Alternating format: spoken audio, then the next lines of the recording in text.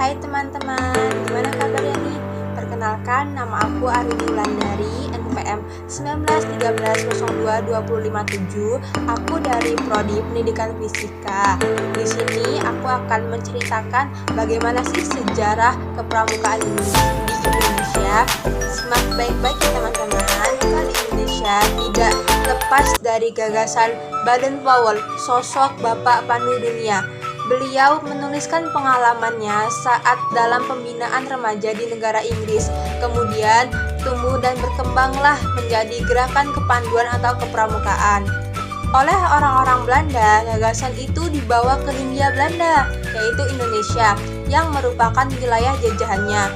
Lalu didirikanlah oleh orang Belanda suatu organisasi dengan nama NIPV, atau dalam bahasa Indonesia disebut dengan Persatuan Pandu-Pandu Hindia Belanda.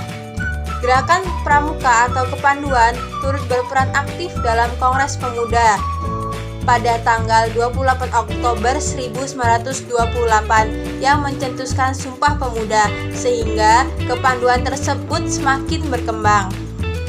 Raja Agus Halim mencetuskan ide untuk mengganti Pathfinders dengan nama Pandu atau kepanduan. Hal ini dikarenakan ada larangan dari pemerintah Belanda untuk menggunakan istilah Pathfinders. Dengan meningkatnya kesadaran nasional setelah Sumpah Pemuda, maka pada tahun 1930 organisasi kepanduan seperti IPO, PK atau Pandu Kesultanan, dan PPS atau Pandu Pemuda Sumatera bergabung menjadi KBI, Kepanduan Bangsa Indonesia. Kemudian teman-teman, pada tahun 1931 terbentuklah PAPI atau Persatuan Antar Pandu Indonesia, yang kemudian berubah menjadi BPPKI atau biasa disebut dengan Badan Pusat Persaudaraan Kepanduan Indonesia, yang didirikan pada tahun 1938. Kemerdekaan Indonesia, terbentuklah Pandu Rakyat Indonesia di Solo pada tanggal 28 Desember 1945, yang merupakan satu-satunya organisasi kepanduan di Indonesia dengan keputusan Menteri Pendidikan, Pengajaran dan Kebudayaan, yaitu nomor 93/BHG A pada tanggal 1 Februari 1947. Kemudian teman-teman, pada tahun 1954 terbentuklah organisasi Popindo atau Persatuan Organisasi Pandu Putri Indonesia, dan PKPI, Kepanduan Putri Indonesia, yang melebur menjadi Perkindo atau Persatuan Kepanduan Indonesia.